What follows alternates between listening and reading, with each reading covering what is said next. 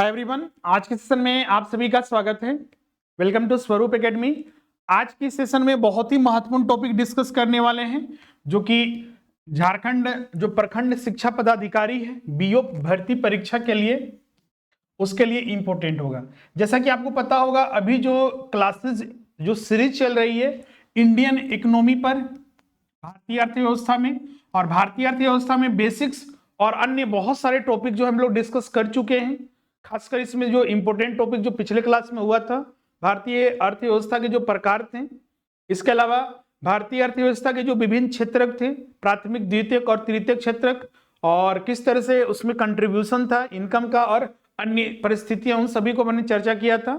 और दूसरा सबसे इंपॉर्टेंट टॉपिक जो पिछले क्लास में हमने चर्चा किया था, वो था जो आपका भारतीय अर्थव्यवस्था की विशेषताएं और भारतीय अर्थव्यवस्था की जो पिछड़ेपन के कारण थे। आज हम लोग एक बहुत ही महत्वपूर्ण टॉपिक डिस्कस करेंगे, और एग्जाम में देखिएगा, जो भी एग्जामिनेशन खासकर जिसमें जीएस टॉपिक पूछे जाते हैं, जीके पूछे जाते हैं, और ये प्रखंड शिक्षा पदाधिकारी में भी इस टॉपिक से प्रश्न आएंगे, और वह है नेशनल इनकम, राष्ट्रीय आय। राष्ट्रीय आय में बेसिकली हम लोग इसका जो सबसे इंपॉर्टेंट होता है, राष्ट्रीय आय होता क्या है, इसके बेसिक्स को डिस्कस करते हैं। बेसिक्स जो टॉपिक है इसके, जैसे कि इसका डिफिनेशन हो गया, जो प्रमुख अर्थशास्त्री है उनके द्वारा जो राष्ट्रीय आय को डिफाइन किया गया उसके बारे में। इसके बाद फिर हम लोग बेसिक्स के बाद इसमें जो हम लोग डिस्कस करते हैं वह है फैक्टर्स। राष्ट्रीय आय में बहुत सारे फैक्टर्स होते हैं, जैसे कि आपने नाम सुना होगा जीडीपी, जीएनपी, एनएनपी, एनडीपी, इन सभी के बारे में। इसके अलावा कुछ अन्य और फैक्टर होते हैं, जैसे कि पर कैपिटल इनकम, पर्सनल इनकम, निजी आय और एक्सपेंडिचर, पर्सनल इनकम, व्यय योग्य आय, और भी अन्य बहुत सारे फैक्टर्स होते हैं जिसको एक एक करके डिस्कस करते हैं। इसके बाद हम लोग इसमें फिर जो कैलकुलेशन करते हैं, जो मेथड्स हैं कैलकुलेट करने के, जिसमें कि इनकम मेथड, आय विधि, व्यय विधि, एक्सपेंडिचर मेथड, और आपका एक प्रोडक्शन मेथड जो होता है जिसको मूल्य संवर्धन विधि भी कहते हैं, value addition method, income method और एक्सपेंडिचर मेथड, इनको डिस्कस करते हैं। फिर आपका हिस्टोरिकल बैकग्राउंड देखते हैं। भारत में राष्ट्रीय आय की जो अवधारणा विकसित हुई, पहली बार कब विकसित हुई थी, वैज्ञानिक तरीके से पहली बार आजादी से पहले जो कार्य हुए, इसके बाद आजादी के बाद जो इसके लिए जो वर्तमान में जो विभिन्न संगठन, पहले सीएसओ काम करता था, अभी एनएसओ काम करता है, और किस तरह से निकाला जाता है। इसके अलावा राष्ट्रीय आय जो निकाली जाती है, जीडीपी वगैरह कैलकुलेट किए जाते हैं factor cost per, current price पर, तो ये क्या कॉन्सेप्ट है, पीपीपी प्रायोरिटी क्या होती है, इसके कॉन्सेप्ट को भी हम लोग इसमें जो है समझते हैं, और एक एक करके हम लोग डिस्कस करेंगे। सबसे पहले बेसिक से स्टार्ट करते हैं। जैसा कि आपको पता होगा, जो प्रखंड शिक्षा पदाधिकारी बीओ भर्ती परीक्षा है, उसमें जो पेपर 2 जो जीएस प्लस कंप्यूटर यहां पर प्रश्न आते हैं, उससे जो है टोटल आपके 100 प्रश्न पूछे जाएंगे। अब मान के चलिए इसमें करीब जो है 7 से 8 टॉपिक है, एवरेज मान के चलिए कि 10 से 12 प्रश्न जो है हर एक सब्जेक्ट से रहेगा, तो इंडियन इकोनॉमी से भी अच्छे खासे प्रश्न रहेंगे। तो इसीलिए हम लोग इसको विस्तार से हर एक पॉइंट को डिस्कस करते चलेंगे, और जो इसमें पहलू और जो भी फैक्ट है उनको एक एक करके डिस्कस करेंगे। सबसे पहले हम लोग जो नेशनल इनकम है, नेशनल इनकम किसे कहा जाता है, उसके कॉन्सेप्ट को हम लोग समझते हैं। राष्ट्रीय आय होता क्या है, नेशनल इनकम होता क्या है। राष्ट्रीय आय का सीधा सा तात्पर्य है देश का आय। देश, हमारे देश में जितनी भी जनसंख्या है, अगर हर एक व्यक्ति का जोड़ दिया जाएगा तो उससे क्या होगा, हमें देश का आय पता चल जाएगा। क्लियर है। अब देखिएगा, इसको इसी को डिफाइन करने के लिए टेक्निकली, वैज्ञानिक तरीके से अलग अलग डिफाइन किए जाते हैं। जैसे कि अगर हम बोल दें कि, जैसे देखिएगा, कोई भी देश में एक निश्चित क्षेत्र में, एक निश्चित देश में वहां के रहने वाले लोगों के द्वारा कुछ ना कुछ उत्पादन किया जाता है, रहने के लिए, खाने पीने के लिए, या फिर वस्तुओं को निर्माण के लिए बहुत सारे कार्य किए जाते हैं। क्लियर है। और उसी को हम लोग बोलते हैं, कुछ गुड्स होते हैं इसमें, वस्तुओं का, और कुछ सर्विसेज, सेवा का उत्पादन किया जाता है, सर्विसेज का उत्पादन किया जाता है। और अगर हम बात करें, हमेशा ये गुड्स एंड सर्विसेज का जो प्रोडक्शन है ये रेगुलर बेसिस पर, कंटिन्यूअस बेसिस पर चलते रहता है। अगर हम इसका आकलन करना चाहें कि एक समय अंतराल में, जैसे कि हमारे यहाँ समय अंतराल जो चलता है, हमारे यहाँ जो फाइनेंशियल ईयर चलता है, और फाइनेंशियल ईयर जिसको हम लोग हिंदी में बोलते हैं वित्तीय वर्ष, जो कि हमारे देश में एक साल का होता है, 12 महीने का। और हमारे यहाँ फाइनेंशियल ईयर जो स्टार्ट होता है वित्तीय वर्ष, हर साल कब स्टार्ट होता है? 1 अप्रैल को स्टार्ट होता है और अगले साल के 31 मार्च को ये खत्म हो जाता है। तो एक समय अंतराल में अगर हम गुड्स एंड सर्विसेज का, जैसे कि 12 महीने का हम पता करना चाहते हैं कि एक समय अंतराल में कितना देश भर में प्रोडक्शन हुआ और उसको किस मूल्य पर, अगर अब ये मार्केट में बिकेगा, बाजार में जाकर इसको बेचेंगे गुड्स एंड सर्विसेज को, और इसका एक अपना बाजार है, बाजार मूल्य होगा। मान लीजिए 1000 का टेबल हमने रखा था, फाइनली बाजार में वो 950 रुपया में बिका, तो उसको हम लोग ऐड करेंगे। तो इसी तरह जितना भी गुड्स बिका सबको ऐड करेंगे, जितना भी सर्विसेज बिका सबको ऐड करेंगे, उसी से राष्ट्रीय आय बनता है, नेशनल इनकम उसी से बनता है। इसमें जब हम लोग नेशनल इनकम की बात करते हैं तो विदेशों से प्राप्त शुद्ध आय को भी शामिल करते हैं, प्लस इसमें कर देंगे विदेशों से प्राप्त शुद्ध आय।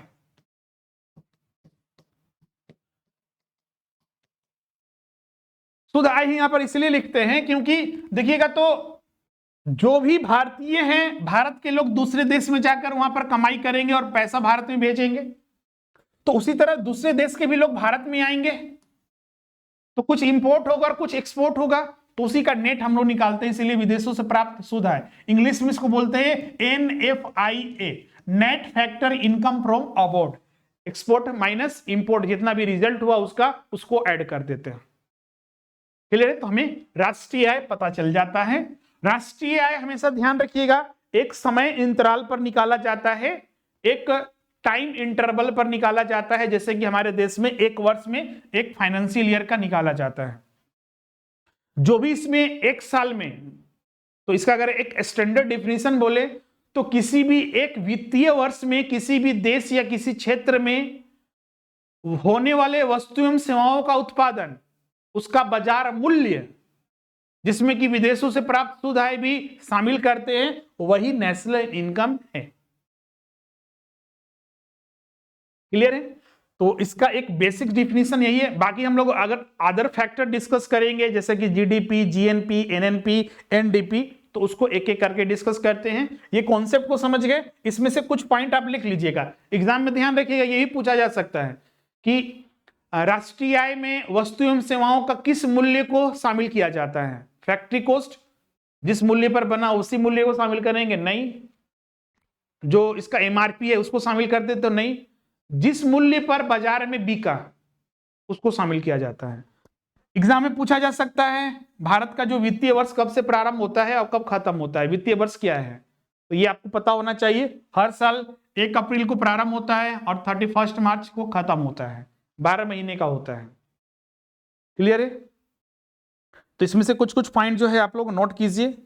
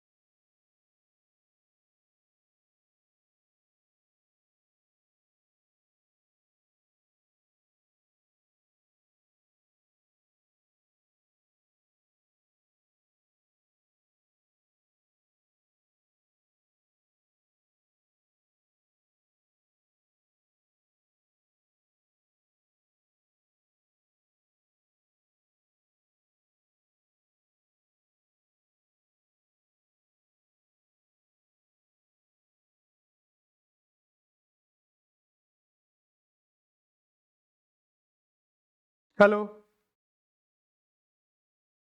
नोट कर लिए? चलिए अब आगे हम लोग बढ़ते हैं।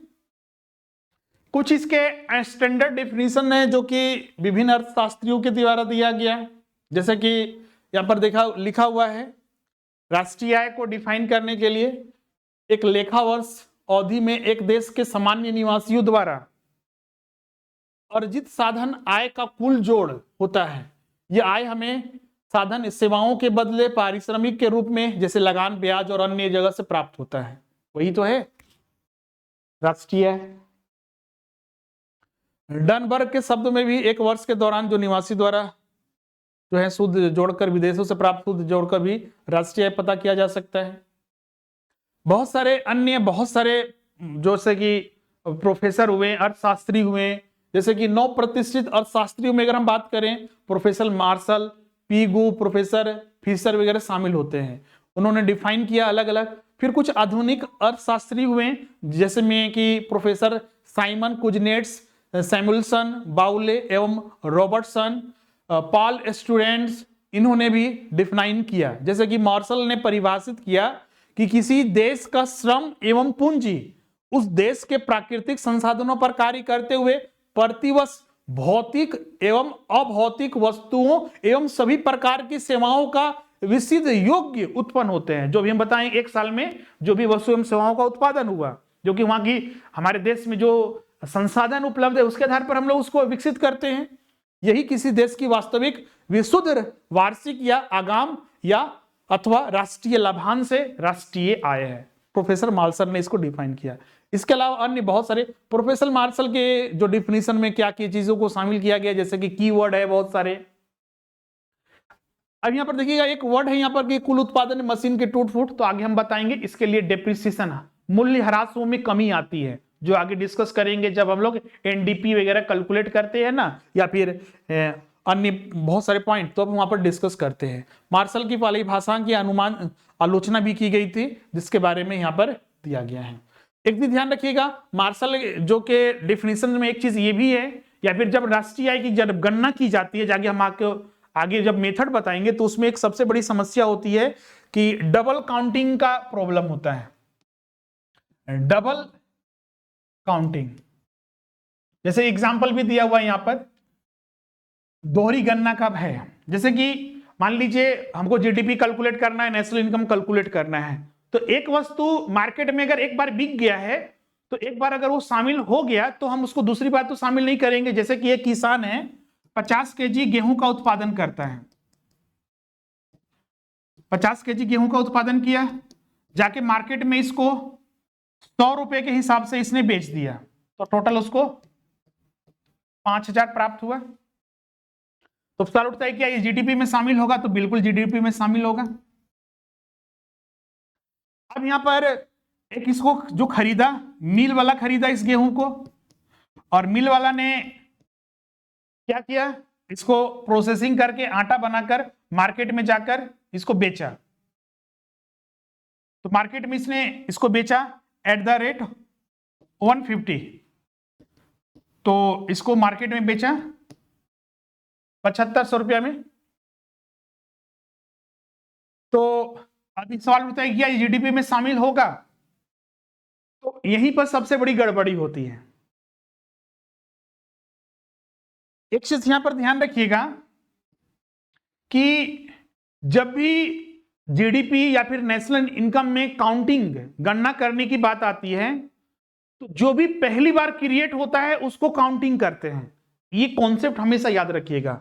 जो भी पहली बार क्रिएट हुआ, पहली बार जिसका उत्पन्न हुआ, चाहे वो वस्तु हो, चाहे वो सेवा हो, चाहे वो गुड्स हो या फिर सर्विसेज हो, वह नेशनल इनकम या जीडीपी में शामिल होगा। अब देखिए यहां पर हम यहां पर अगर बोल देते हैं कि टोटल 7500 भी जीडीपी में शामिल हो जाएगा, जो बिल्कुल गलत है। मतलब कि ये दोहरी गणना हम कर रहे हैं। अब दोहरी गणना कैसे हो गया सर? तो यहां पर तो दोनों काम हो रहा है कि मिल वाला उसको मार्केट में जाकर बेचा, आप ही ने भी बताया कि जो बाजार मूल्य होगा उसको जीडीपी में शामिल करते हैं। तो ये गलत कैसे हो गया? तो गलत इस प्रकार है क्योंकि वस्तु तो वही है जो एक बार पहले बिक चुका है, और उस वस्तु का कुछ मूल्य पहले ही जीडीपी में शामिल हो चुका है। तो जो क्रिएट हुआ यहां पर पहली बार क्रिएट कितना हो रहा है, 2500 ही ना क्रिएट हो रहा है।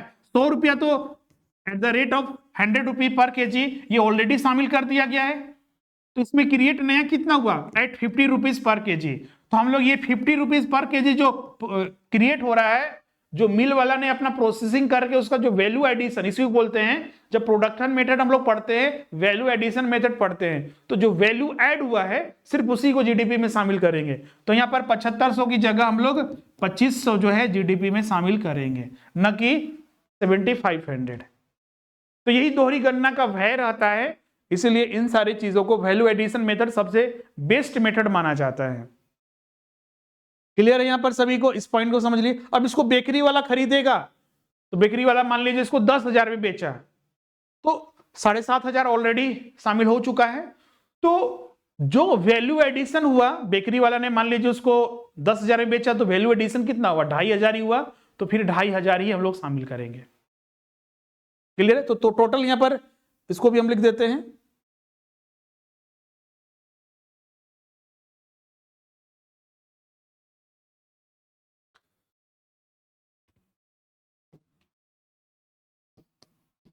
ब्रेड बनाकर इसने बेचा 10,000 में, तो यहां पर जीडीपी में शामिल जो होगा वो 2500 यहां पर भी होगा, क्योंकि ऑलरेडी यहां पर जो वैल्यू पहली बार जो क्रिएट किया हो रहा है 7500 ऑलरेडी यहां पर 5,000 इसमें और 2,500 इसमें, तो पहली बार जो क्रिएट हुआ 2500 रुपया ही जो वैल्यू ऐड हुआ है तो वही आपका जीडीपी में शामिल होगा। तो टोटल देखिएगा तो टोटल 5, 2,5, तो टोटल 10,000 जो है जीडीपी में शामिल यहां पर होगा।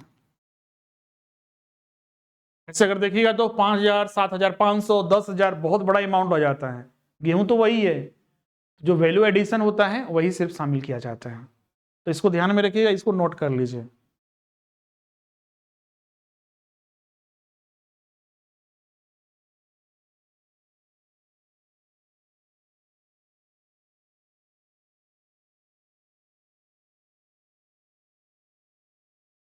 अब चलिए आगे हम लोग बढ़ते हैं।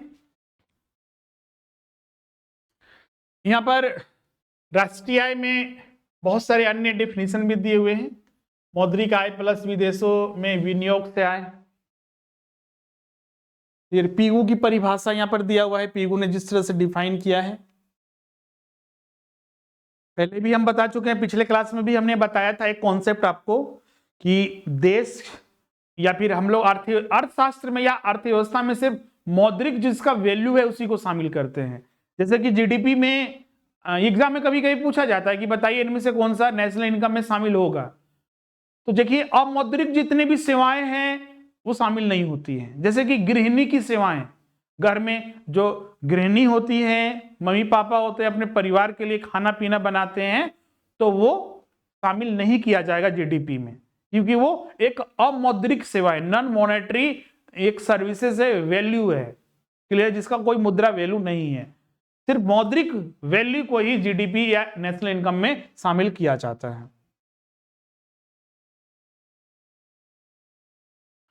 फिर कुछ स्टैंडर्ड डिफिनीशन है, आधुनिक परिभाषा, जैसे कि भारत में जब भारत आजाद हुआ उसके बाद राष्ट्रीय सीएसओ बनने से पहले भारत में राष्ट्रीय की गणना राष्ट्रीय आय समिति करती थी। तो राष्ट्रीय आय समिति ने भी अपनी रिपोर्ट में, पहली रिपोर्ट जो आई थी उसमें डिफाइन किया कि राष्ट्रीय आय के अनुमान से बिना दोहरी गिनती के एक दी हुई अवधि में उत्पन्न की जाने वाली वस्तुएं एवं सेवाओं की मात्रा की माप की जा सकती है।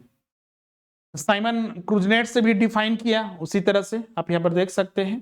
अब बोले सर डिफिनीशन भी इंपॉर्टेंट है हमारे लिए, बिल्कुल इंपॉर्टेंट होता है, एग्जाम में कभी कभी डिफिनीशन भी पूछ देता है। जैसे इस तरह का प्रश्न, जैसे कि यहाँ पर बहुविकल्पीय प्रश्न है, यहाँ पर पूछा जा सकता है कि राष्ट्रीय आय समुदाय की वस्तु परक आय का वह भाग है जो मुद्रा में मापा जा सकता है और इस आय में विदेशों से प्राप्त आय भी सम्मिलित हो। उपरोक्त परिभाषा दी गई है किसके द्वारा? मार्शल द्वारा, राष्ट्रीय आय समिति द्वारा, पीगू द्वारा या योजना आयोग द्वारा? कमेंट करके बताइए। तो ये सब जब तक, क्योंकि ये हम लोग समझ चुके हैं डेफिनेशन क्या है, लेकिन जब तक ये याद नहीं करेंगे कि ये डेफिनेशन किसने दिया है तो उत्तर देना मुश्किल है। तो अगर हम बात करें इसके डेफिनेशन के लिए, तो इसका सही उत्तर जो होगा यहां पर वो सी होगा यहाँ पर पीगू द्वारा, ये डिफिनेशन जो दिया गया था वो पीगू द्वारा दिया गया था। तो इस तरह के प्रश्न भी आते हैं, इसको ध्यान में रखिएगा।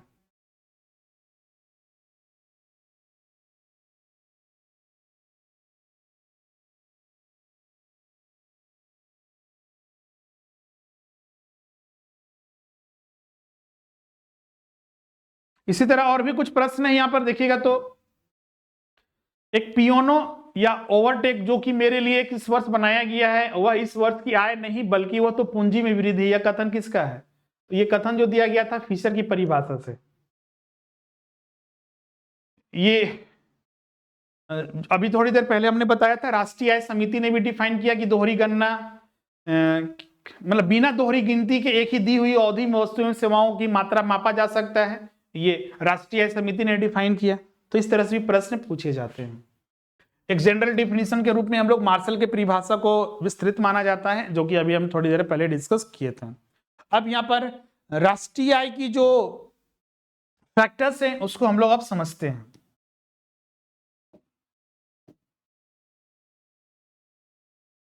Factors of national income. सबसे पहले हम लोग इसमें जीडीपी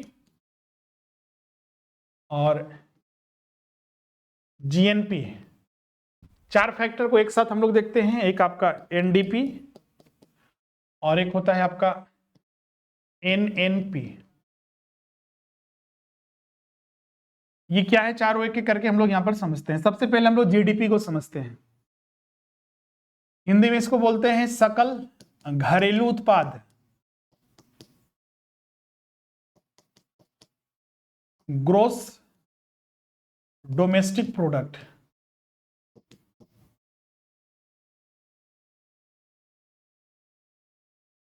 इसके अगर कॉन्सेप्ट की बात करें जीडीपी की, तो जब हम लोग ग्रोस डोमेस्टिक प्रोडक्ट की बात करते हैं तो किसी भी एक दिए हुए क्षेत्र में या फिर किसी भी देश में किसी भी एक समय अंतराल में, तो एक देश या क्षेत्र, इसका एक कीवर्ड हो गया। एक वर्ष, हमारे यहां वित्तीय वर्ष चलता है तो फाइनेंशियल ईयर, जो भी वस्तु एवं सेवाओं का, गुड्स एंड सर्विसेज का जो भी उत्पादन हुआ उसका बाजार मूल्य, ध्यान रखिएगा बाजार मूल्य, हमेशा हमेशा ध्यान रखिएगा बाजार मूल्य ही लेते हैं। जो जिस मतलब बाजार मूल्य अभी क्यों लिया जाता है, क्योंकि जिस मार्केट में जिस मूल्य पर वो बिका सामान या सर्विसेज उसी को शामिल करेंगे, यही है जीडीपी। एक देश में या एक क्षेत्र में वहां के निवासियों के द्वारा, ध्यान रखिएगा हमारा देश है तो हमारे क्षेत्र में, ध्यान रखिएगा देश से बाहर नहीं जाना है। देखिएगा तो एक देश जो होता है उसका एक समुद्री सीमा होती है, एयर सीमा होती है, या फिर उसका स्थल सीमा से जुड़ा हुआ होता है। 3 सीमा क्षेत्र के अंतर्गत आता है। तो अपने सीमा के भीतर, ध्यान रखिएगा एक देश या क्षेत्र अपने सीमा के भीतर, अपने क्षेत्र सीमा के भीतर वहां के जो निवासी है, निवासियों भी हम लिख सकते हैं, निवासियों के द्वारा वहां के जो भी उस देश में रहने वाले जितने भी लोग हैं, क्लियर है। यहां पर सिटीजनशिप की बात हम नहीं कर रहे हैं, नागरिकता की बात नहीं कर रहे हैं, कौन भारतीय और कौन भारतीय नहीं है, हम वहां के निवासी की बात कर रहे हैं कि हमारे देश की सीमा के भीतर हमारे जीडीपी में शामिल होगा, चाहे वो स्थल क्षेत्र हो या फिर वायु या समुद्री क्षेत्र हो, उससे कोई मतलब नहीं, हमारे देश की सीमा के भीतर है। एक वर्ष में जो भी वस्तु एवं सेवाओं का उत्पादन हुआ उसका बाजार मूल्य ही जीडीपी कहलाएगा। क्लियर है। अब आते हैं जीएनपी में। जीएनपी में यहां पर इसका कॉन्सेप्ट थोड़ा अलग हो जाता है। इसका जो पूर्ण रूप होता है ग्रोस नेशनल प्रोडक्ट, हिंदी में इसको बोलते हैं सकल राष्ट्रीय उत्पाद।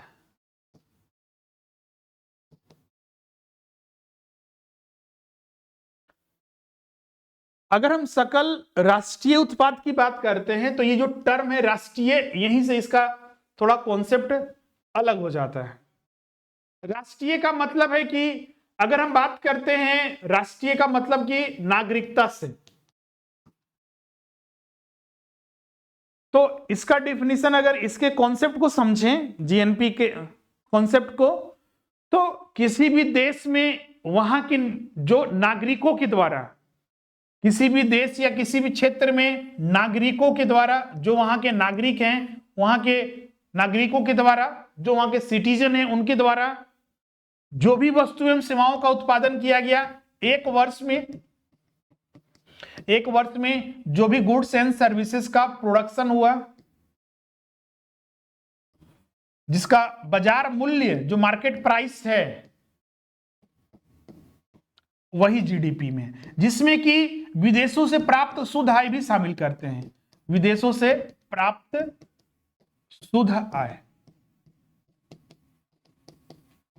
इसको इस तरह से समझिए कि एक देश है, हमारे देश में भारतीय हैं, तो भारतीय भारत में भी होंगे, नागरिकता की बात कर रहे हैं, सिटीजनशिप की, राष्ट्रीयता की बात कर रहे हैं, तो भारतीय भारत में भी होंगे और भारत के बाहर भी होंगे। तो भारतीयों के द्वारा, चाहे भारत में हो या फिर भारत के बाहर में हो, सभी को जोड़कर जो है हम लोग राष्ट्रीय उत्पाद मतलब सकल राष्ट्रीय उत्पाद की गणना करते हैं। क्लियर है सभी को?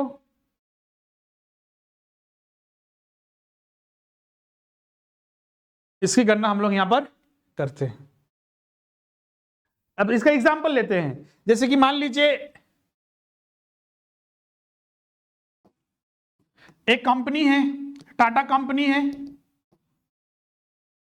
अब ये इसका एक ब्रांच जो है यूएसए में है, वहां पर फाइनेंशियल ईयर मान लीजिए 2023-24 में जो वित्तीय वर्ष है 1 लाख का इनकम प्राप्त करता है। अब आपको अगर आपसे पूछा जाए कि यह भारत के जीएनपी में शामिल होगा या फिर जीडीपी में शामिल होगा, आपका उत्तर क्या होगा? कमेंट करके बताइए। टाटा कंपनी है, टाटा कंपनी एक भारतीय कंपनी है, आपको पता होगा, एक इंडियन कंपनी है। इसका एक ब्रांच है जो प्रोडक्शन करता है यूएसए में, वहां पर सेल हुआ फाइनेंशियल 23-24 में 1 लाख का। तो आपको बताना है कि यह जीएनपी में शामिल होगा या फिर जीडीपी में शामिल होगा। उत्तर कमेंट करके बताइए।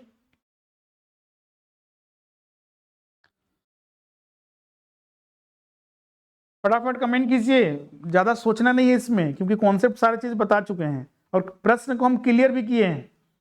इतना क्लियर प्रश्न आता भी नहीं एग्जाम में, आपको डायरेक्ट पूछेगा। तो चलिए इसका उत्तर हम लोग देखते हैं। अगर हम बात करते हैं टाटा कंपनी जो कि एक इंडियन कंपनी है, लेकिन इसका एक ब्रांच जो यूएसए में है, तो क्या इंडिया के जीडीपी में ये शामिल होगा? इंडिया के जीडीपी में? तो इसका उत्तर होगा नहीं, क्योंकि जीडीपी का बेसिक डिफिनेशन यही है, अपने सीमा क्षेत्र के भीतर। ये टाटा कंपनी का एक ब्रांच जो यूएसए में है वो भारतीय सीमा के भीतर नहीं है, इसलिए भारत के जीडीपी में शामिल नहीं होगा। अब सवाल उठता है कि क्या भारत के जीएनपी में शामिल होगा? तो इसका उत्तर होगा बिल्कुल यस, क्योंकि ये एक भारतीय कंपनी है। हमने भी बताया, नागरिकता को देखेंगे, राष्ट्रीयता को देखेंगे, हमारे देश का व्यक्ति है, हमारे देश की कंपनी है, इसीलिए भारत के जीएनपी में शामिल होगा। एक जगह और जीडीपी में शामिल होगा, जीडीपी में शामिल होगा, तो अगर कोई बता सकता है ये किस जीडीपी में शामिल होगा? तो जैसा कि नेशनल इनकम का डिफिनीशन यूनिवर्सल है, तो अगर हम बात करते हैं जीडीपी की, तो उस देश में, देश की सीमा के भीतर, तो यूएसए के सीमा के भीतर उत्पादन हो रहा है जो टाटा कंपनी कर रही है, तो यूएसए के जीडीपी में इसको शामिल किया जाएगा। तो ये 1 लाख रुपया जो इनकम राइज हुआ यूएसए में, तो भारत के जीएनपी में शामिल होगा और यूएसए के जीडीपी में शामिल होगा। एग्जाम में इस तरह के भी प्रश्न पूछे जाते हैं कभी कभी, इसको आपको ध्यान में रखना है।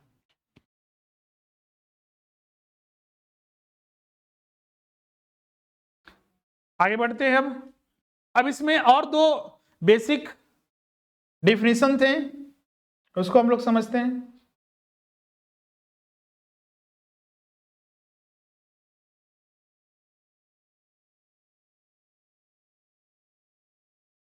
एक है आपका एनडीपी, इसका फुल फॉर्म होता है आपका नेट डोमेस्टिक प्रोडक्ट, शुद्ध घरेलू उत्पाद, हिंदी में इसको बोलते हैं। ये शुद्ध शब्द जो है ना, वो यहां पर कीवर्ड है, शुद्ध घरेलू उत्पाद। और एक होता है एनएनपी, शुद्ध राष्ट्रीय उत्पाद, नेट नेशनल प्रोडक्ट, शुद्ध राष्ट्रीय उत्पाद,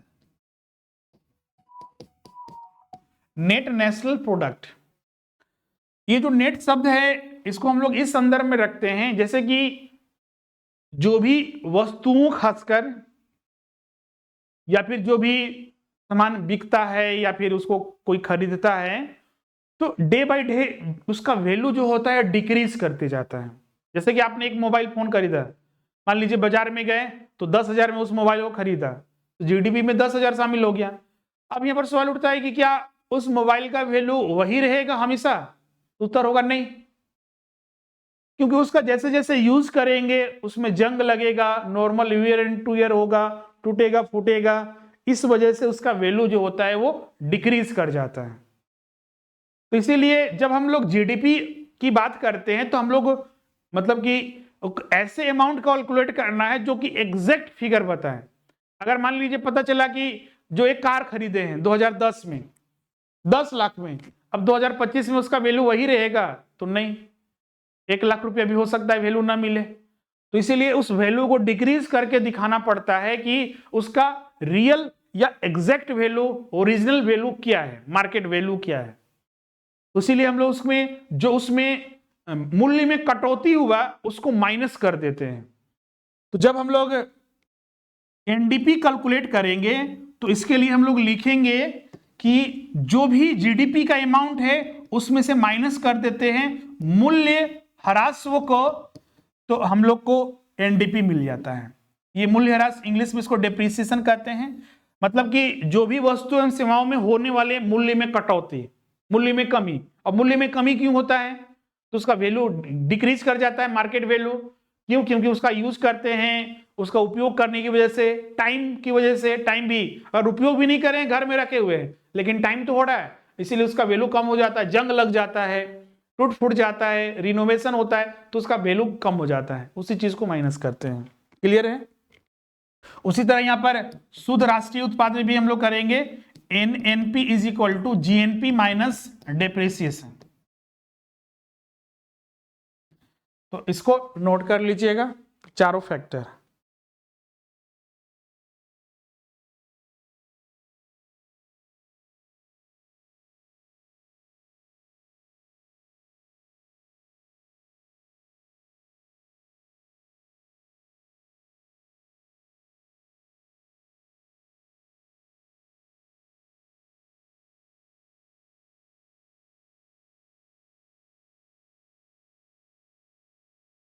क्लियर है सभी को?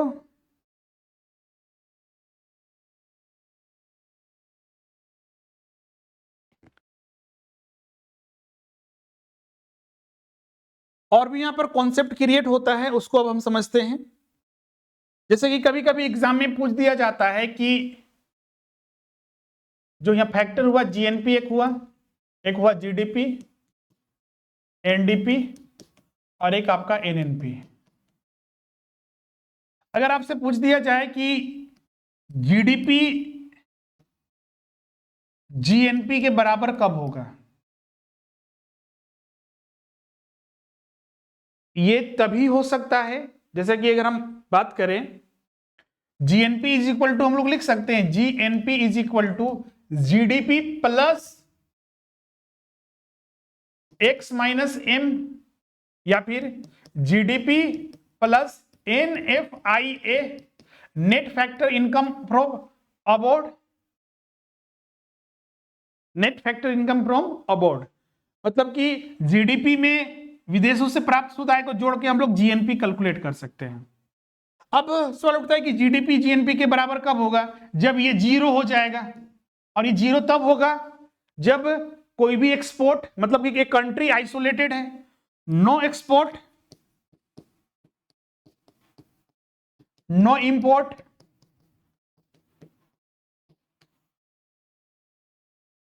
तब क्या होगा? GDP is equal to GNP, GNP is equal to GDP, दोनों इक्वल रहेगा,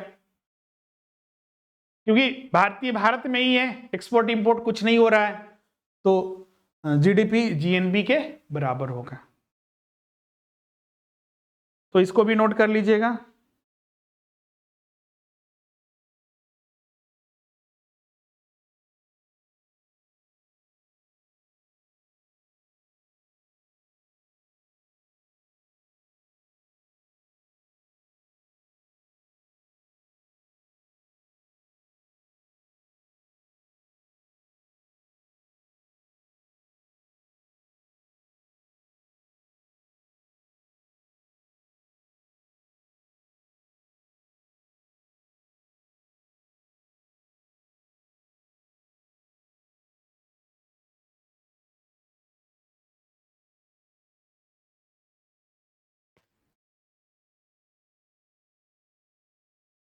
क्लियर है सभी को?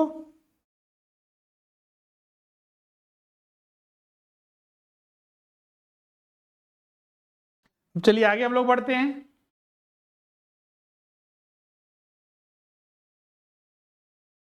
जो नोट्स मिलेगा उसमें ये सब रहेगा आपको, यही चीज हमने आपको बताया था अभी। यहाँ पर आगे हम लोग ये सब पढ़ेंगे कि सी क्या होता है, आई प्लस ए आई क्या होता है, जी क्या होता है। ये जब हम लोग मेथड पढ़ेंगे ना, वहां पर ये फॉर्मूला यहाँ पर लिख दिया गया है। जनरली हम लोग मेथड में इसको डिस्कस करते हैं। ऐसे यहाँ पर देखिए जीएनपी जी, जैसे कि जीडीपी इज इक्वल टू लिखते हैं हम लोग सी प्लस आई प्लस जी, मतलब कि किसी भी एक देश में जो वस्तुओं का उपभोग हुआ, कंजम्पशन हुआ, इन्वेस्टमेंट हुआ, और जो सरकारी व्यय, जैसे कि अगर इनकम मेथड पर अगर चलते हैं ना, तो जीडीपी कैसे कैलकुलेट होता है इसको देखिए इनकम मेथड से। तो इनकम मतलब कि कमाई का साधन सभी को जोड़ देंगे, सॉरी सॉरी, व्यय मेथड से ही, आपका व्यय मेथड से।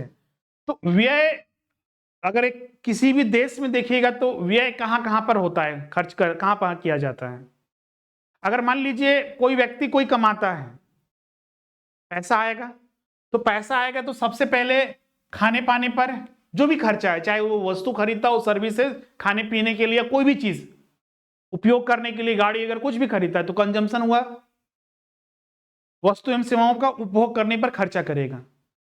उसमें से कुछ बचाएगा तो क्या करेगा? कहीं इन्वेस्टमेंट कर देगा, प्रीमियम पे कर रहा है या फिर कहीं भी कुछ तरह का इन्वेस्टमेंट कर दिया, तो उसी को हम लोग आई से रिप्रेजेंट करते हैं, इन्वेस्टमेंट। यही दो तरह के खर्चे होते हैं किसी भी व्यक्ति के पास, इसके अलावा और कोई नहीं होता है। अब यहां पर देखिएगा तो जो खर्चे हम करते हैं, तो बहुत सारे ऐसे भी खर्चे होते हैं जो हम नहीं करते लेकिन हमको बेनिफिट मिलता है। आप बोलिएगा सर कि हम खर्चा नहीं किए फिर भी हमको उसका बेनिफिट मिलेगा कैसे? तो फ्री की चीजें मिलती हैं, फ्री की चीजें गवर्नमेंट हमको देती है। जैसे कि मान लीजिए राशन, चावल, पानी, बिजली, बहुत सारी चीजें सरकार जो है देश की जनता पर खर्च करती है, तो उनको भी तो शामिल करना पड़ेगा, वो भी तो खर्चा है। हमें भले ही जनता को फ्री मिल रहा है लेकिन खर्चा तो उस पर हो रहा है ना।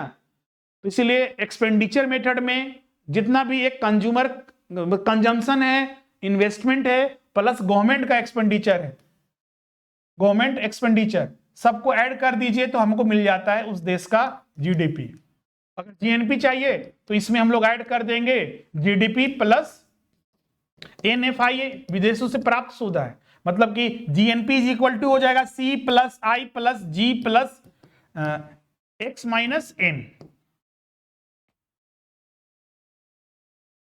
क्लियर है?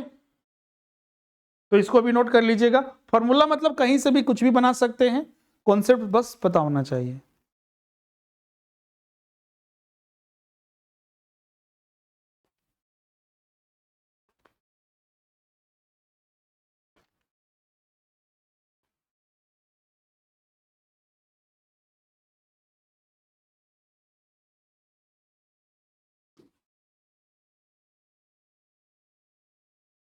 अब कुछ और पॉइंट को देखते हैं। अगला जो है पर्सनल इनकम। पर्सनल इनकम क्या होता है? एक निजी आय, जिसको हिंदी में बोलते हैं कि एक व्यक्ति है, मान लीजिए मिस्टर ए, ये मान लीजिए सैलरीड पर्सन है, सैलरी से इसकी कमाई होती है, मान लीजिए हर महीने इसको 50,000 रुपया कमाई होती है। इसके अलावा हो सकता है कि ये बैंक में डिपॉजिट करके रखा है, शेयर्स में पैसा लगा के रखा है, रेंट कमाता है, या फिर अन्य बहुत सारे इनकम होते हैं। तो निजी इनकम का मतलब यही है कि एक व्यक्ति का विभिन्न स्रोतों से जो भी कुल आय है, सबको जोड़कर जो हम लोग आय प्राप्त करते हैं, वही उसका निजी इनकम है। क्लियर है? एक व्यक्ति का विभिन्न स्रोतों से, सैलरी से आ रहा है, रेंट से आ रहा है, इंटरेस्ट मिल रहा है, या फिर कहीं बिजनेस भी खोल के रखा है, वहां से भी कमाई हो रही है, अब सबको जोड़ दीजिए, वही उसका निजी आय है। अब इसमें से पूछा जाएगा कि व्यय योग्य आय कितना है? तो एक व्यक्ति तो बोलेगा कि जितना हम कमा रहे हैं उतना खर्च करेंगे, लेकिन नहीं, हम लोग अर्थशास्त्र पढ़ रहे हैं, अर्थशास्त्र के विद्यार्थी है, तो ये चीज को जरूर बताएंगे कि जो भी इनकम हमारी होती है वो मेरा इनकम नहीं है, उसमें से कुछ इनकम टैक्स के रूप में सरकार को देना पड़ता है, जिसको हम लोग डायरेक्ट टैक्स के नाम से जानते हैं। ऐसे जब वस्तु और सर्विसेज परचेस करते हैं, वहां तो पेमेंट करना ही है अलग से, यहां पर भी जो भी हमारा इनकम होता है उस पर इनकम टैक्स देना पड़ता है, डायरेक्ट टैक्सेस देने पड़ते हैं। तो व्यय योग्य आय क्या होगा? तो व्यय योग्य आय हो जाएगा जितना पर्सनल इनकम है माइनस प्रत्यक्ष कर, डायरेक्ट टैक्स जो सरकार लेगी। अब कोई टैक्स नहीं देता है उसकी अलग बात है, लेकिन अर्थशास्त्र में, बिजनेस फील्ड में ये चीज को शामिल करना हमारे लिए जरूरी है कि हर व्यक्ति, चूंकि देश की सरकार देश की जनता पर बहुत सारे एक्सपेंडिचर करती है, हर जनता को उसके बदले टैक्स देना पड़ता है। अगर टैक्स नहीं दिया जाएगा तो वो देश जो है, कंट्री जो है अनस्टेबल हो जाएगा, टैक्स के बिना नहीं चल पाएगा। क्लियर है? अब नेक्स्ट आते हैं यहां पर कैपिटल इनकम। पर कैपिटल इनकम क्या होता है?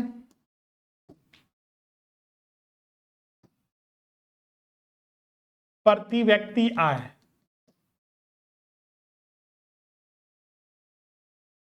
तो पर कैपिटल इनकम मतलब कि हमारे देश में अगर 140 करोड़ लोग हैं तो हर व्यक्ति का आय पर कैपिटल इनकम है, और ये हम लोग कैलकुलेट करते हैं, देश के आय को डिवाइड कर देते हैं कुल जनसंख्या से। हमारे देश की कुल जनसंख्या है, उससे डिवाइड कर देते हैं, तो हम लोग को पर कैपिटल इनकम मिल जाएगा। मान लीजिए हम एग्जांपल लेते हैं कि ये पर कैपिटल इनकम पता चलता है कि 55,000 है, तो मतलब कि हमारे देश में रहने वाले 140 करोड़ लोगों का इनकम जो है, ध्यान रखिएगा, एनुअली कैलकुलेट होता है पर एनम, तो ये बता रहा है कि 55 करोड़ है। तो क्या ये सही है? तो बिल्कुल उत्तर होगा नहीं, बिल्कुल भी नहीं, क्योंकि हमारे देश में कुछ ऐसे लोग हैं जो कि 10 रुपया भी नहीं कमा रहे हैं, 100 रुपया भी नहीं कमा रहे हैं, और कोई ऐसे व्यक्ति है जो कि हजारों करोड़ों रुपया भी कमा रहा है। तो फिर आखिर इसको क्यों निकाला जाता है? इसको निकालने का बहुत सारे अन्य ऑब्जेक्टिव होते हैं, लेकिन हाँ, इसको देखने से एक लमसम पता चलता है कि हमारे देश में प्रति व्यक्ति आय क्या है। इसको दो ऑब्जेक्टिव से जनरली निकाला जाता है। पहला इसका ऑब्जेक्टिव होता है कि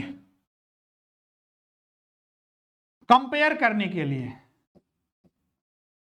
जैसे कि अपने ही कंट्री में मान लीजिए हमारे देश का 2015 में जो पर कैपिटल इनकम था वो 30,000 था, 2020 में ये मान लीजिए 40,000 हुआ, 2021 में 47,000,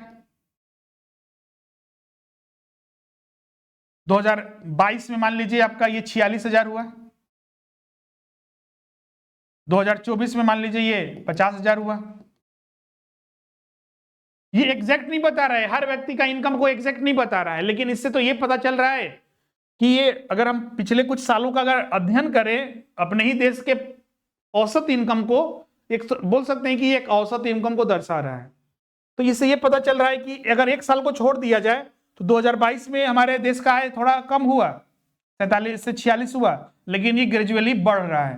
तो अगर ग्राफ में अगर प्लॉट करें तो ये पता चलेगा कि इनकम हमारे देश का जो है वो इंक्रीज कर रहा है, मतलब कि लोगों की औसत आय बढ़ रही है, तो ये ग्रोथ को रिप्रेजेंट कर रहा है। ये तो पहला कारण हुआ। ये तो अपने ही कंट्री में जो पिछले साल से तुलना करने के लिए हम लोग ये पर कैपिटल इनकम कैलकुलेट करते हैं। दूसरा, दूसरे देश से भी तुलना करने के लिए।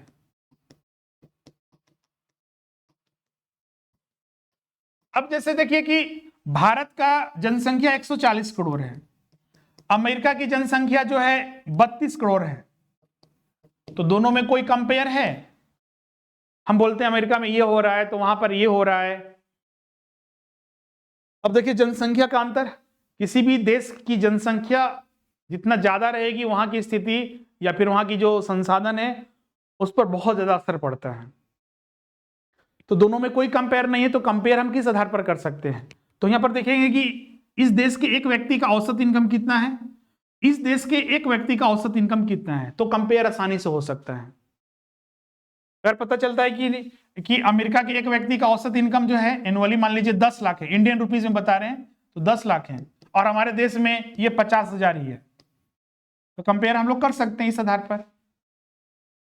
तो 2 या 2 से अधिक देशों के, फ्रांस के साथ, चाइना के साथ, अन्य देशों के साथ हमारे देश में प्रति व्यक्ति पर कैपिटल इनकम के आधार पर ही तुलना किया जा सकता है।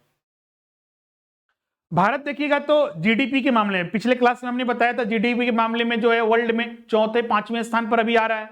पीपीपी के प्राइस पर देखिएगा तो ये वर्ल्ड में 3रे स्थान पर आता है, वर्ल्ड में 3रे, लेकिन पर कैपिटल इनकम में पता चलता है कि 150 पार कर गया, क्योंकि हमारे देश में जनसंख्या इतना ही ज्यादा है कि वो अगर अमाउंट से डिवाइड कर देते हैं तो पता चलता है कि पर कैपिटल इनकम बहुत ही लो हो गया। इसीलिए देखिएगा भारत को निम्न आय वाले देश में शामिल किया जाता है, गरीब राष्ट्र में इसको शामिल किया जाता है। अभी भी भारत देखिएगा विकासशील देशों के कैटेगरी में शामिल है। उसका कारण यही है क्योंकि यहां पर निम्न प्रति व्यक्ति आय है, निम्न जो पर कैपिटल इनकम है बहुत ही लोवेस्ट है। तो इन सभी का तुलना करने के लिए ये औसत इनकम जो है, जो औसत आय जो है पर कैपिटल इनकम जो है कैलकुलेट किया जाता है। तो इसको आप नोट कर लीजिएगा, इन दोनों पॉइंट को भी लिखिएगा तुलना करने के लिए।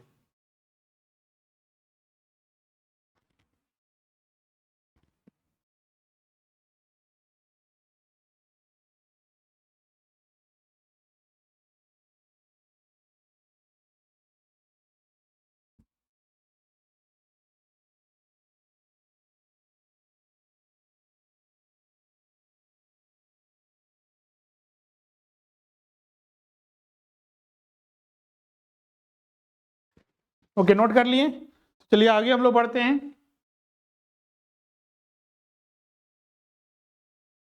अब यहाँ पर देखिएगा जब हम लोग जीडीपी जीएनपी वगैरह कैलकुलेट करते हैं तो कभी आप देखते होंगे कि factor cost per, market price पर, जैसे कि एक मार्कर है, ये मार्कर को बनने तक, जैसे कि इसमें जो मटेरियल वगैरह यूज करके फैक्ट्री में इसको तैयार किया गया, तो जो फैक्ट्री में बनने तक जो खर्चा है वो फैक्ट्री कॉस्ट कहलाता है। अब इसमें लेबलिंग किया जाएगा, टैक्सेस जोड़ा जाएगा और बहुत सारे अन्य इस पर एडवर्टाइजमेंट वगैरह किया जाएगा और फिर जाने ताकर इसका मार्केट प्राइस जो है तय किया जाता है। क्लियर है? तो ये दोनों पर कैलकुलेट करना क्यों जरूरी है? तो बीच में हम लोग वही चीज फाइंड आउट करने के लिए कि मार्केट प्राइस पर कितना हमें जीडीपी या फिर जीएनपी का वैल्यू मिल रहा है, नेशनल इनकम का, और फैक्ट्री कॉस्ट पर हमारे देश में क्या उसका वैल्यू है, तो वही फाइंड आउट करने के लिए हम लोग ये फैक्टर कॉस्ट पर और कभी हम लोग मार्केट प्राइस पर जो है कैलकुलेट करते हैं। कभी देखिएगा तो गवर्नमेंट अगर टैक्स ले रही है तो सब्सिडी भी देती है, तो सब्सिडी हमारे लिए क्या है? एक बेनिफिट है, तो उसको हम लोग माइनस कर देते हैं। टैक्सेस हमारे लिए खर्चा है तो उसको प्लस कर देते हैं। क्लियर है? सॉरी, जो सब्सिडी है आपका, जो हमारे खर्चे को कम कर देता है, जैसे सरकार ने हमें सब्सिडी दिया 1 लाख रुपया, तो हमारे खर्चे को कम किया। टैक्सेस जो हमारे लिए खर्चा है तो उसको हम लोग माइनस कर देते हैं और इसको अनुदान को ऐड कर देते हैं। क्लियर है? अब यहां पर देखिएगा तो अगला जो हम लोग इसमें डिस्कशन करना है, राष्ट्रीय आय की गणना की जो डिफरेंट मेथड्स है, इसको हम लोग एग्जाम्पल के साथ, क्योंकि इसमें एग्जाम्पल भी, न्यूमेरिकल भी पूछा जाता है, इसमें 3 मेथड है, प्रारंभ में ही हमने बताया था, जिसको हम लोग उत्पादन विधि, जिसको मूल्य संवर्धन विधि, वैल्यू एडिशन मेथड भी कहा जाता है, आय विधि है, और तीसरा जो है व्यय विधि। इसमें सबसे बड़ा एक कॉन्सेप्ट ये होता है, बहुत सारे छात्र नहीं समझ पाते हैं, इन तीनों मेथड से जब हम लोग नेशनल इनकम कैलकुलेट करेंगे, सवाल उठता है कि क्या तीनों मेथड से नेशनल इनकम सेम आएगा या अलग अलग आएगा। बहुत सारे छात्र इसमें उत्तर देते हैं सर अलग अलग आएगा। बिल्कुल नहीं। अगर मान लीजिए एक व्यक्ति का इनकम है 50,000, ये 50,000 ही खर्चा करेगा, 50,000 इनकम है तो 50,000 ही खर्चा करेगा, तो जितना आय है उतना ही किसी के लिए क्या है, वो इनकम हो सकता है। क्लियर है? तो जितना भी इन मेथड से हम लोग कैलकुलेट करें, हमेशा देखिएगा इक्वल आना चाहिए। उत्पादन मेथड हो, आय विधि हो या फिर व्यय विधि हो, नेशनल इनकम का अमाउंट हमेशा सेम रहेगा। अब एक एक करके इन सारे मेथड के बारे में हम लोग डिस्कस करेंगे, लेकिन ये अगले क्लास में हम लोग डिस्कशन करेंगे। आज के सेशन में किन्हीं को कोई डाउट है, कुछ पूछना चाहते हैं तो पूछ सकते हैं। इसमें जो भी हमने डिस्कशन किया है आपका एग्जाम के पॉइंट ऑफ व्यू से सारा पॉइंट, सबसे पहले तो हमने जो नेशनल इनकम का कॉन्सेप्ट है डिफिनेशन के साथ, उसमें जो दोहरी गणना की संभावना किस तरह से होती है, एग्जाम्पल के साथ हमने सारा चीज बताया था। बहुत सारे अर्थशास्त्री विद्वान जो 9 क्लासिक जो अर्थशास्त्री है उसके आधार पर डिफाइन किया, आधुनिक जो डिफिनेशन है उसके आधार पर, राष्ट्रीय आय समिति जो बनी उसके आधार पर सारा चीज हमने डिफिनेशन को डिस्कस किया। फैक्टर को हमने बताया GDP, GNP, NNP, NDP, example के साथ सारा चीज हमने डिस्कशन किया। फिर उसके बाद हमने पर्सनल इनकम, व्यय योग्य आय, पर कैपिटल इनकम क्यों निकाला जाता है, उन सभी को, और ये 3 मेथड जो कि हम लोग एक एक करके डिस्कस करेंगे नेक्स्ट क्लास में। किन्हीं को कोई डाउट है, कुछ पूछना चाहते हैं तो आप यहाँ पर पूछ सकते हैं।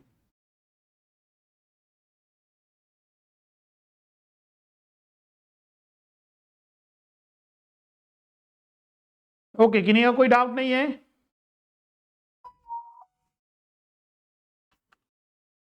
तो मिलते हैं अब नेक्स्ट सेशन में। कल भी आप लोग का क्लास होगा, और जो भी छात्र अभी तक क्लासेस नहीं ज्वाइन किए हैं बीओ परीक्षा के लिए, जल्द से जल्द जो है क्लासेस जो है ज्वाइन कर लीजिए, जिसमें कि अभी स्पेशल ऑफर भी चल रहा है। झारखंड प्रखंड शिक्षा पदाधिकारी जो कि एक बहुत ही अच्छा पद है, और ऐसे वैकेंसी जो है मतलब बहुत ही रेयर झारखंड में देखने को मिलता है। तो ये बहुत ही बड़ा गोल्डन अपॉर्चुनिटी, खासकर जो ग्रेजुएशन और बीएड कर चुके हैं और एक बहुत अच्छे पद पर जाना चाहते हैं ऑफिसर ग्रेड तक, तो उनके लिए बेहतर है। अभी स्पेशल डिस्काउंट इसमें 50% डिस्काउंट के साथ ज्वाइन करते हैं, तो पेपर 2 के लिए मात्र 2500, पेपर 3 के लिए 2700, और दोनों ज्वाइन कीजिएगा एक साथ, जिसमें कि आपको बहुत ही कम फीस पर कंप्लीट मतलब कि आपको तैयारी हो जाएगा मात्र 5,000 रुपया में।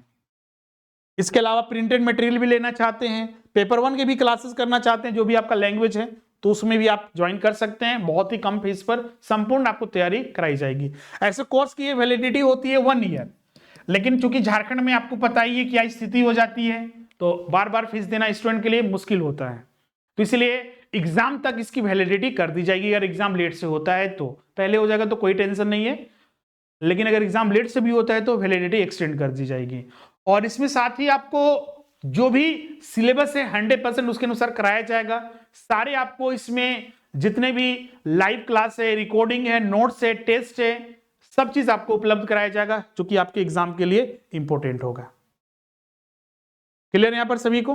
तो जल्द से जल्द ज्वाइन कर लीजिए। ज्वाइन करने के लिए जो ये हेल्पलाइन नंबर दिया हुआ है 7004579770, इस पर कॉल या व्हाट्सअप कर दीजिएगा। क्लास जो है आप लोग का स्टार्ट हो जाएगा। इसके अलावा झारखंड टीजीटी, जेटेट, सहायक आचार्य, असिस्टेंट प्रोफेसर के लिए भी क्लासेस आप ज्वाइन कर सकते हैं। तो मिलते हैं अब नेक्स्ट सेशन में। आज के लिए बस इतना ही। Thank you everyone.